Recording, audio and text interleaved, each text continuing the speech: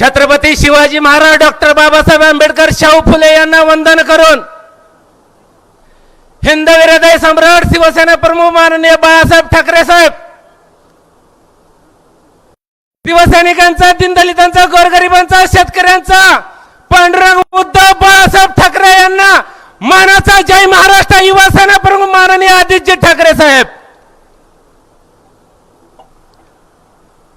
आता एवढं मोठं इथं 2 करंट आले असताना माझा कशाला अजून. आजच्या या माळा लोकसभेच्या उमेदवाराचा प्रचार करण्यासाठी उपस्थित असलेल्या या देशाच्या शेतकऱ्यांचा जनता राजा शरदचंद्रजी पवार साहेब, खरं तर मला येताना मागाशी चाव्या देऊन ठेवलंय, कारण मी गरम व्हायलाच 5 मिनिटं जाते. मला सांगितले 5 मिनिटाच्या वर बोलू नका. आता मग बापूला धुवायचं कसं. मी तर ठरवलं होतं, आई तुझा भवानीचा जसा दसरा धुती ते तसा ह्या माचकर आमदाराला धुवायचा. पण पवार साहेब, नतमस्तक होऊन तुमचं आणि विजयदादाचं मी खरंच मनापासून कौतुक करतोय. अरे एकदा ह्या युद्धाशी एकदा टाळ्या वाजवा रे. त्याचं कारण काय माहितीये का. अरे ज्यावेळेस लोकशाहीचा घात होतोय, हुकुमशाही येते. अरे हे 85 वर्षाची माणसं रस्त्यावर आली रे. तुमच्या माणसासारख्या युवकांना लक्षात ठेवा, यांना तुडवल्याशिवाय सोडायचं नाही. पवार साहेब, मी रात्री तुमची मुलाखत ऐकली आणि त्याच्या पहिली मी पाळलेल्या, तुमच्या जीवावर तयार झालेल्या,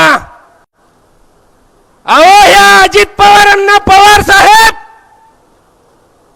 तुम्ही जर नसताना बारामतीतल्या पानटपरीवर किंवा MIDC मध्ये देखील कोणी कंपनीत कामाला ठेवलं नसतं. आणि त्या मुलाखतीत हे फंटर काय सांगत होता.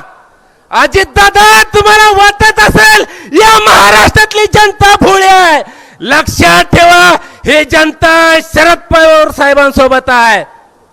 आम्ही विकासाच्या मुद्द्यावरती मोदी साहेबांबरोबर गेलो. अहो अजित दादा, तुम्ही 6 महिन्यापूर्वी त्याच नरेंद्र मोदीला शिव्या घालत होता. असा काय चमत्कार झाला, असं काय सपन पडलं का ईडी घुसल्यामुळे लागला पळायला.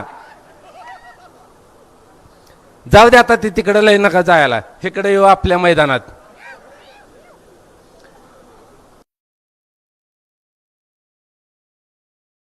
मस्तीवान, माजखोर, दारुडा आणि बेवडा हातबट्टीवरचा आमदार शहाजी बापू पाटील. अहो तुम्हाला हातबत्ती प्यायची असेल तर फुटकळ कार्यकर्ते या गळ्यात गळा मारून मिठी मारणार. आणि हे काय म्हणाला, 6 महिन्यापूर्वी उद्धव साहेबांनी सांगुल्यात येऊन राहावं. अरे बाबा, तुझ्या बायकोला साडी घ्यायला ऐपत नाही असं म्हणून टीव्ही समोर बोंबलत होता. आणि आता तू 2 एकरामध्ये 20 करोडचा बंगला कुठनं बांधला, किती टक्केवारी घेतली.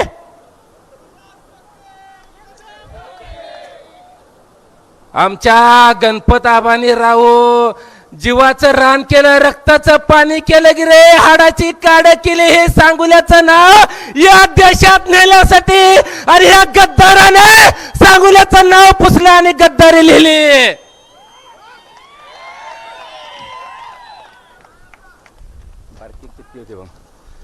पण काळजी करू नका, या मस्तवान माजखोर आमदार शाजू बापू पाटलाचा कर्तन का म्हणून या सांगोल्यात ठाम मांडून उभा असलेला माझा मित्र बाबासाहेब देशमुख बोकंडी बसल्याशिवाय राहणार नाही. काय काय जणाला काय वाटतं रे, अरे राजा हो, वाघ आजारी पडला म्हणून काय झालं, वाघ गवत खात नाही, वाघ मांसच खात असतोय. विजय दादा काळजी नसावी, आमच्यासारखे हजारो कार्यकर्ते ह्या लढ्यात तुमच्या सोबत आहेत.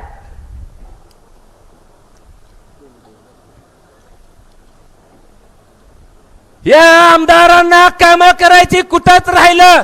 आणि तुम्हाला एक सांगतो, आतली बात आता सांगतोच, पत्रकार बंधूंनो, राव तुम्ही खोटाड्या त्या भाजपवाल्याच्या 2-2 किलोमीटरच्या काय नसताना बातम्या छापता.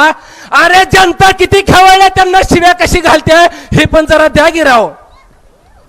काय होतंय, तुमचंही बिघडलंय, पोलीस खात्याचं बिघडलंय, कार्यकर्त्याचं बिघडलंय, आमदारांचं पहिलंच बिघडवलंय.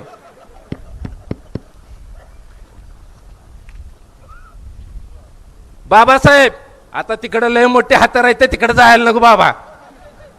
पण एक जबाबदारी तुमच्यावर देतोय, पवार साहेबांच्या आणि दादाच्या उपस्थितीत या शाजी बापू पाटलाने जे पाळलेलं गुंड आहेत ना माचखोर, यांचा बंदोबस्त करा. तुम्हाला सांगतोय, याने सुपार घेऊन गोरगरिबाच्या लेकरावर खोट्या गुन्ह्यात दाखल करण्याचा पाप केलाय. आपल्या 18 पड 12 बलदर बहुजनाच्या अवलादीच्या लेकरांनो लक्षात ठेवा, तुमचं रक्त जर जातीवंत असेल ना, तर असल्या जातीवादी आमदाराला गाडल्याशिवाय सोडायचं नाही.